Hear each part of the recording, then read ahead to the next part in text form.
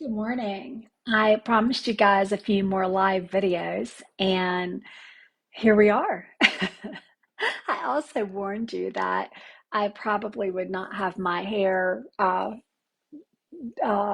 brushed, and I probably wouldn't have makeup on. And here we are. It's a Thursday, and like I said, I kind of promised I would start doing a few more live videos. And so I had not honestly planned to do this one, and I'll try to do them maybe a couple of days a week. I can't do them every day, but I'll try to do them a couple of days a week. And one of the things about the live videos is if you miss me live, you can always catch me later. I will be keeping eyes. I'm not cooking, so I'll be keeping eyes on comments. So feel free to comment, and I'll try to get to your questions or comments. So again, no hair, makeup, whatever. So you're just kind of getting me as I am, as I am raw. So I didn't know exactly what to call this video, um, but I really wanted to talk a lot about leptin. So we've been talking about leptin. I had mentioned leptin a couple times in my Facebook group, and I've written a whole piece about leptin for my cooking community. In the cooking community, we're doing 28 days of keto, and it's a guide, 28-day guide that you can start at any time. We just started it this past week on the weekend. I had all the planning stuff out, and then Monday was day one, but you can start at any time. It doesn't go away. But anyway, in this 28 days, one of the things that we're talking about in the next week or two is leptin and hormones. And it's really interesting to me. And I guess I should admit a couple of biases. Um, I have to say that whenever I read or hear somebody talking about food addiction, I just cringe. Like, I just cringe. Now, can you be addicted? Sure, absolutely. I think that particularly highly ultra processed foods with lots of sugar and fat um, are made to be addictive. I actually dated, if you will, dated a fellow who was majoring in food science when I was in England. I spent my junior year abroad in Leeds, England. And so I was fascinated to know there was such a thing as food science. But part of the research he was doing was how to make foods more palatable. So, can foods be addictive? Absolutely. We know that particularly things like potato chips or fast food, they're made to be so you want more. And there's that old commercial. I'm going to show my age now, with like Lay's, and bet you can't just eat just one or something. So yeah, those foods are meant to be hyper palatable and things that we want to go back to. And certainly, there are people who just don't get sated. The satiety factor is just not there for them. But is that food addiction? And so this is where I have an issue with the conversation around food addiction. Yes, I do believe that it is absolutely possible to be addicted to certain kinds of foods, particularly sweets, and like I said, hyper palatable, highly processed, ultra processed foods. But being overweight or obese, does that mean you're addicted to food? And I'm going to say no. I'm going to say no. And here's why. So, if you're familiar with some of the more recent findings on satiety and on appetite control, one of the things that we know, and again, I'm watching comments. So if you guys have questions or comments, please let me know. And I love to make this interactive and answer questions. So feel free. But if you know about hunger and satiety, you know that there are hormones, hunger hormones, and we think of them as, for example, ghrelin and leptin.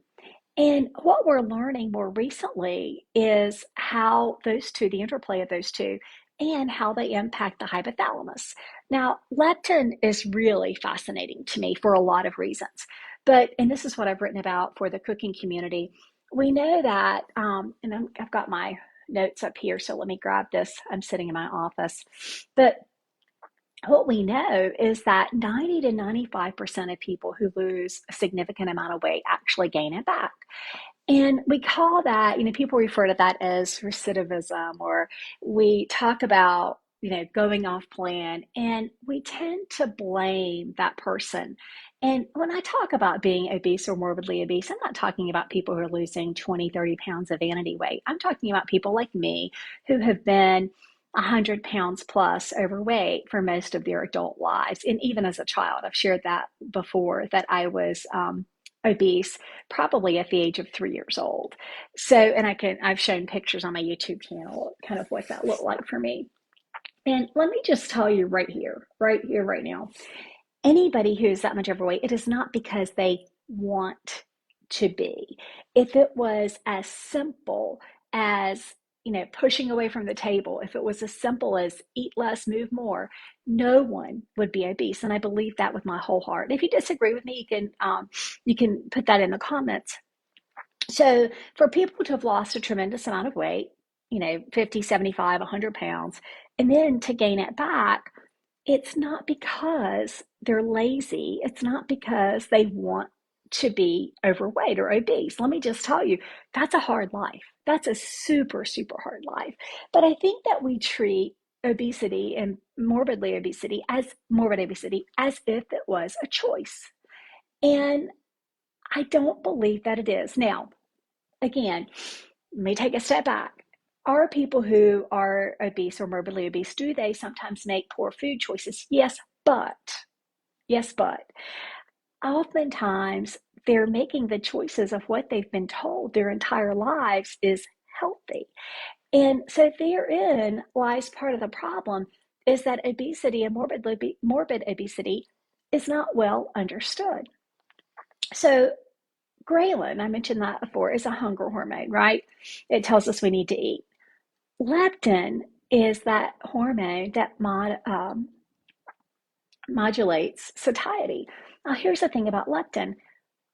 We also know now that it impacts the hypothalamus, and it regulates energy homeostasis. So the body likes homeostasis. Our bodies like things to be fairly normal, typical. We don't, our bodies, as far as like their functioning, they don't like things to be too out of whack for too long, right? Because they're always looking for homeostasis, for what's typical, normal, even keel, if you will. So leptin is a hormone that is made by our fat cells. Interesting, right? So the more fat you have, this is ideally how it works. Ideally, the more fat cells you have in your body, the more leptin that it produces. Now, that signals to the hypothalamus, or signals to your brain, that I've got plenty of energy on board and I don't need to store more energy. So ideally, if there's plenty of energy coming in, plenty of fat in your fat cells, then ideally your body is using that fat, right, and keeping your body regulated at a healthy weight. So there are a couple things that can happen in people who are obese or morbidly obese. And I'll get back to the people who've lost a lot of weight. I'll get back to those people in just a minute. So we know now from work and looking at genetic disorders, we know that some people, their bodies don't produce enough leptin. Isn't that interesting? So remember, if your body isn't producing leptin, and I'm not seeing comments, guys, I'm seeing where people have joined, but if you're making comments, I'm not seeing them. But anyway, so remember that if your body is not making a lot of leptin, then the brain is getting signaling that we don't have enough energy. We need to store more fat. So there are people who, regardless of how much or what extent they eat or how active they are, their bodies are going to store more fat because they don't have a lot of leptin. Interesting, right? So you can be obese or morbidly obese, and if your body doesn't produce enough leptin, then the signaling in the brain is we don't have enough energy stored, store more fat, right? So think about think about it like a bank account, right? If your CFO is constantly telling you you don't have money in the bank, you don't have money in the bank, you've got to save, you got to save, you got to save. That's the signaling. Low levels of leptin tell the body, save more fat, save more fat, save more fat, right? Now, the other thing that can happen, we know about insulin resistance. Your body can be leptin resistant. So basically what that means is that you have leptin, like you might have high levels of circulating leptin, but your body doesn't pick it up, right? It doesn't, your body's not sensing that. So, and Paula, that's a great question. She asked how menopause affects leptin. I'm not sure we know the answer to that, but that's a very good question. But so anyway, if you're leptin resistant, it's like being insulin resistant. You've got high levels of circulating leptin, but your body's not picking it up. Kind of like when you tell your husband something he didn't hear you. It's like you're getting the bank statements and not opening them. I'm going back to my bank analogy. So that can also be a problem with dysregulation for people who are obese or morbidly obese. So remember, let's get back to what I just said. I know people are still joining. Leptin is that hormone that's produced by the fat cells. Sometimes your body doesn't make leptin, right? If there's dysregulation, or sometimes it's making ample leptin, but the receptors aren't there or don't work efficiently. And so your body's not getting the message. And again, the hypothalamus signals store energy, store energy, store energy. We're bankrupt, right? Okay. So let me go back to where we started with the food addiction. If you're one of those people who has that dysregulation with leptin, can we say you're truly food addicted? I mean, you're going to be hungry, right? You're going to be hungry whether you weigh 150 pounds or 250 pounds or 350 pounds. So if you're one of those folks who has struggled with morbid obesity for your entire life, and I'm not talking about, like I said, 20 or 30 pounds, I'm talking about 75, 80, 100, 150 pounds plus overweight, then there could be this kind of hormonal imbalance. And I would encourage you to work with a doctor who gets it. Kathy just asked a really great question. How do you know if you're leptin resistant? Perfect segue. So I started working with a physician who measured my leptin. And I did fasting labs. I'm not sure how important that is for your leptin, but I did fasting insulin and leptin. And what, of course, the lab values are going to give you normal ranges, but those normal ranges are generally based on the general population. So you have to think about it for you. If you have your leptin tested and it's very low or very high, then that can be a signal of a problem. The other thing that the doctor that I work with got me genetic testing. And there is a company now, it's a pharmaceutical company, but they'll do free genetic testing for you if you reach certain parameters, if you have a history of obesity, if your BMI is over a certain level. Interestingly, I didn't qualify for the BMI. How absurd is that? I didn't qualify for the BMI because with keto, I'd lost so much weight. But with the genetic testing, I found that I carried two genetic variants, one related to the dysregulation of leptin. What we also know is that my leptin was very low. So there you go. My body is getting the signal that we don't have enough energy, save, save, save, save, save. And so then that begs another question. So what do we do about it? But hold on. Let's go back to what we talked about too with recidivism, right? That 90 to 95% of the people who lose significant amounts of weight go back to regain their weight. And you hear that number and you're just like, well, holy cow, I'm doomed, right? But I don't think you are. Let's talk about why. One factor that could be, and I'm not saying this is the case with every single person who loses a good deal of weight and then goes back to gain it, but when we lose weight, what happens are there's less energy stored in our fat cells, right? So there's going to naturally be less circulating leptin, right? Your body, the hormones are signaling to the hypothalamus, we don't have as much energy on board. We used to have $100,000 in the bank, and now we have $2,000 in the bank. Store energy, store energy, store energy. Save, save, save, save, save, right? Again, using that bank account analogy for you guys. So yeah, if you've lost a lot of weight and your leptin stores are down, then, well, there you go. Maybe that is why, because you've lost a lot of weight. So, oh, you're welcome, Maria. Maria said, thanks for the great information. And I'm really simplifying this. I'm breaking it down. I mean, there are lots of hormones. There's cortisol, there's estrogen. I mean, there's lots of stuff. And people are throwing a lot of darts at people who are taking the GLP-1 inhibitors, Ozempic or Wegovy, or God, there's another one, semaglutide. What's it called? Oh, I can't think. But anyway, people are throwing a lot of darts at folks who are taking those things. But I also think that there's a place for that. And particularly if you're one of those folks who has that dysregulation, maybe it's something that your body needs because, again, it's dysregulation of the hypothalamus. Now, again, I'm not talking about people who want to lose 20 or 30 pounds. I'm talking about folks who are obese or morbidly obese uh, who've had significant weight to lose over time. So let's be clear about that.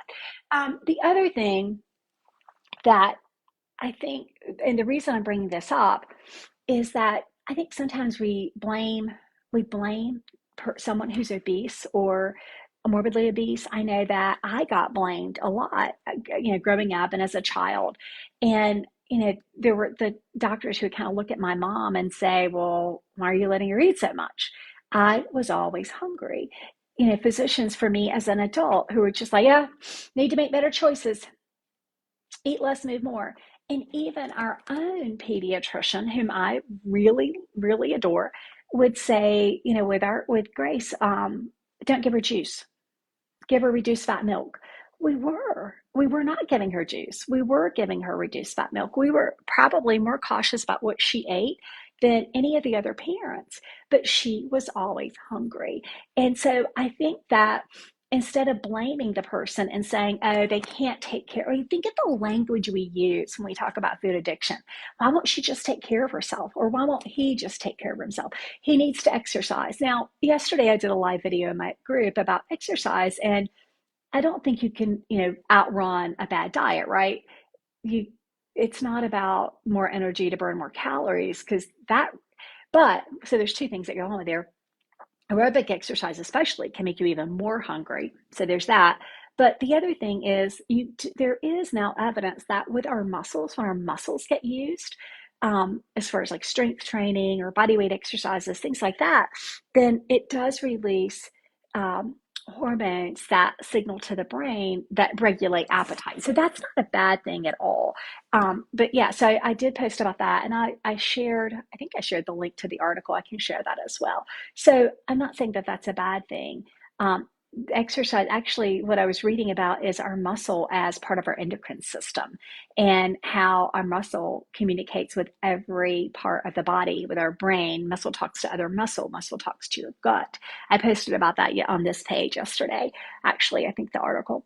But anyway, um, okay, someone just asked, am I correct that leptin is in vegetables? So no, I think you're thinking lectin, Lectin, not leptin. I don't think leptin is endogenous. It's something that our bodies make. Our fat cells make leptin. So yeah, I don't. It's not something that you can eat. So don't go buying lectin supplements. It's leptin is something that our bodies make. It's endogenous. So yeah, don't think you can go and buy that stuff.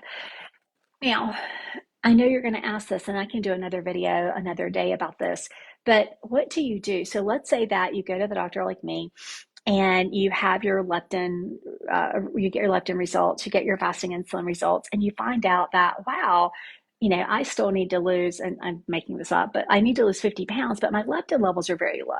Or I've lost all this weight, but now my leptin levels are very low and I'm starting to gain weight. What can you do about that? What if your leptin levels are low, but you still need to gain weight? Or I'm sorry, still need to lose weight, not gain, still need to lose. Well, one of the things that I have found that helps for me, there's actually two things. One, when I switched to higher protein, that was fantastic. But the other thing, and I'm not telling you that, guys, this, I don't want to get into like this argument about it. I really don't. I'm just telling you what I've seen work for me and what I've seen work for at least a dozen other people right now. That switching, Kathy, that's a great question. Don't let me forget to come back to that. Um, Switching from higher fat to higher protein is great. And then fasting. I don't want to argue about fasting, but I can tell you that if you have low levels of leptin, that fasting, particularly fasting early in the day, and I think this may be more true for women than men. I don't know. Maybe this goes back to Paula's question about menopause, but what happens when your levels of leptin are low and you fast in the morning? So, and I used to do this too. I didn't eat until like 10 o'clock, noon, 1 o'clock, 2 o'clock. I would go as long as I could before eating.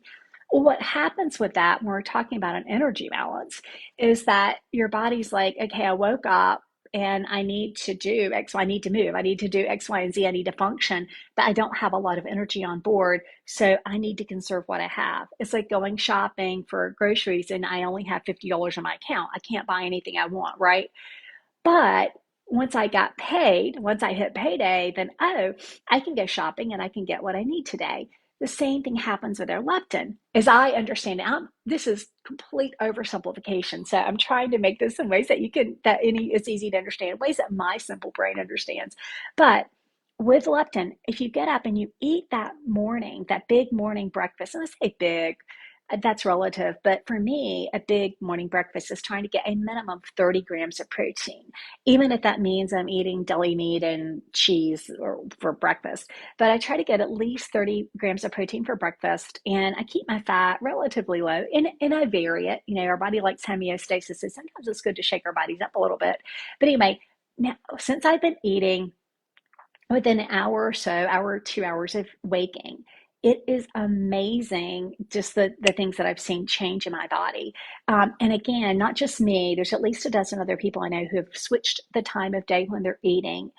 So I would encourage you to try that. If you've been trying to fast or eat within a window, move your window to earlier in the day. So I start eating, it depends, but I start eating usually around 7:30 or 8 in the mornings. I start eating and I finish before 7 p.m., usually by 6:30. If David's working late and not home, I'll actually finish eating earlier than that. Yesterday, I think I finished eating by like 5:30 or something in the afternoon, and I don't eat after that. So, especially during the week, now the weekends, if we have a different schedule or we're with friends or family or whatever, I might eat differently. But I do not eat after 7 p.m. So if I haven't gotten it in me by 7 p.m., I don't eat until the next day. And I used to be, I know what you're thinking. Some of you are like, but I don't wake up hungry. I get it. I used to be that way. But I get hungry afternoon and evening, right? So when I cut myself off and I said, you're not eating past 7 p.m., then I started to wake up hungry. And it took maybe a week or so for that to happen. And now I wake up hungry. I look forward to my breakfast, and losing weight has been so much easier. And more than that, I don't have those cravings late in the day or in the evening. It's been pretty remarkable. Now, someone just asked, is food addiction different from sugar addiction? Yeah, I think it probably is, Kathy. I do wonder, and the science on this is soft. It's really, really soft. But I do wonder if part of sugar addiction has to do with our gut health, with healthy microbiota. I do believe that sometimes those sugar cravings are triggered by gut bacteria. Again, that's really, really soft science based on that. So do keep that in mind. But I do think that that is part of it. I honestly think the sugar cravings, and you're not going to like this, but the to me and what I've seen in doing this, it'll be 10 years. It'll be 10 years keto in June. But what I've seen for myself and for others is that the best way to fight sugar addiction or true, like the cravings for sugar, is to avoid sugar. I know, hard as heck, but it's almost like a cigarette. Um, I do think we do know, I shouldn't say I think, we do know that sugar also is like dopamine, impacts parts of the brain. So we know that as well. So yeah, and that's real sugar. I'm not sure about some of the natural sweeteners that we all use through keto, but I will tell you that when I have gone completely without any sweetener for, week, 2 weeks at a time, the first week or two is really hard. And the best way for me to get away from those things is fat, because it takes the place, is so satiating. And what I do with myself, this is a Kristie, and I'm getting it, all these things kind of jumbled in here, but this is a Kristie tactic.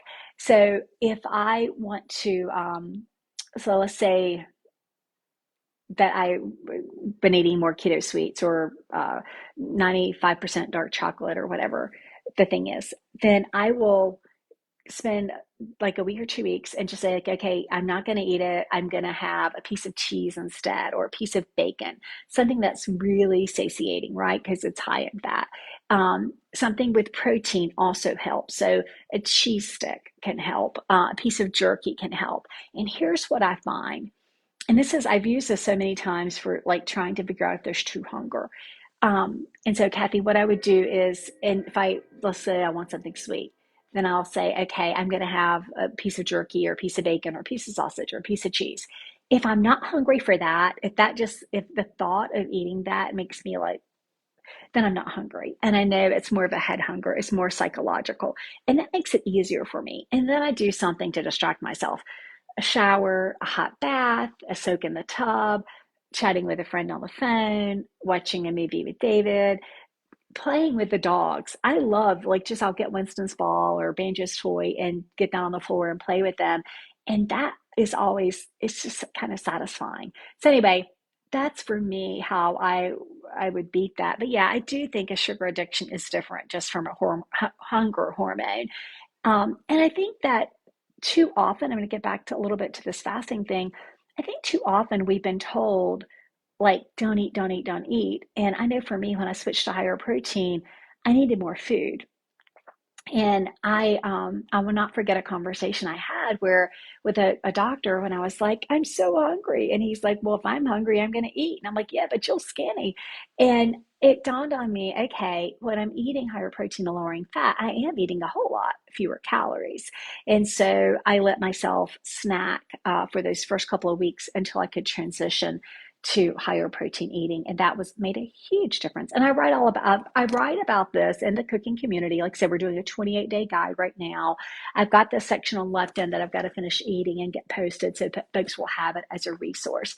But I wanted to just take the time to say, don't let anyone shame you into thinking that you're just a helpless food addict.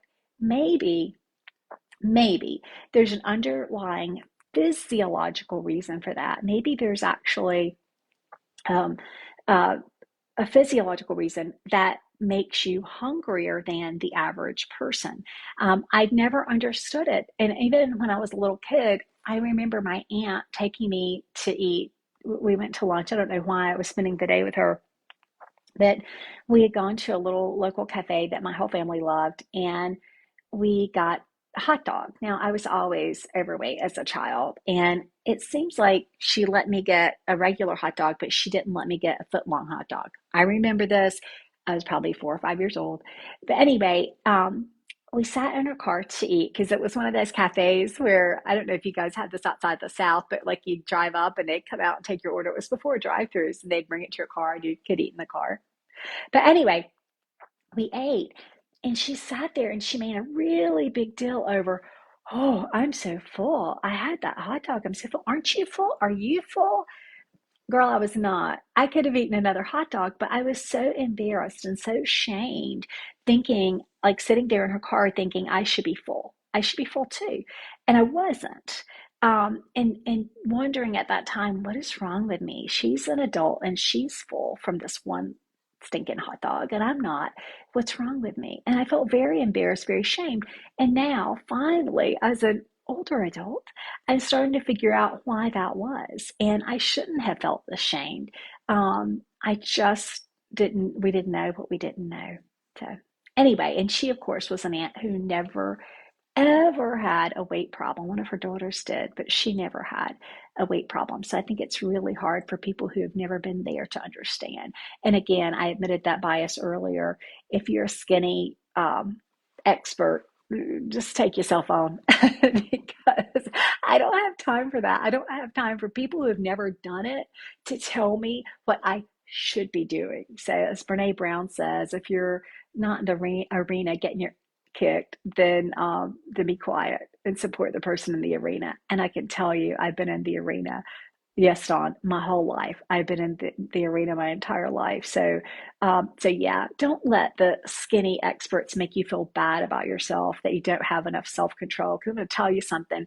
It takes a lot of strength to be obese or morbidly obese. I can promise you this. I know that. In fact, you may have heard me say this before. Anybody who like looks at their before picture, the picture when they're overweight versus when they've lost a lot of weight and cringes, I'm like, don't you do that, because it was that overweight person that did the hard work that let you lose whatever much weight you lost. So anyway, I hope that's helpful to you. Main part of my message is, if you're hungry, it could be just could be, not saying it is, could be dysregulation of leptin. And two of the things I've done that have helped me personally is, one, eating earlier in the day, starting the day with plenty in my bank account, and then two, switching to higher protein. That has helped me a tremendous amount. So I don't eat after 7 p.m. I try to get a minimum of 30 grams of protein at every single meal. And even if I snack, um, and even if I snack, I snack on high protein foods. So yes, Dawn, I get it. Dawn says she lost 75 pounds and it's ticking up now, and she's going to try higher protein. Yeah, I've got a whole, if again, I don't know who's in the cooking community, who isn't. If you're in the cooking community, I do have a whole section on higher protein. I have a higher protein meal plan, and we're doing a lot of higher protein recipes because people can always add fat. It's super, super easy to add fat to those. It's www.homemade.health. If you're not part of the good community, it's $47 for 3 months. And I answer in fact, as we've been talking, questions have come in on that platform. And so I'll hop over there. So I answer those all directly on the platform for the cooking. And we do live cooking sessions and all kinds of stuff, But anyway, there you go. So food addiction or hormonal dysregulation or something else. Have a great day, y'all.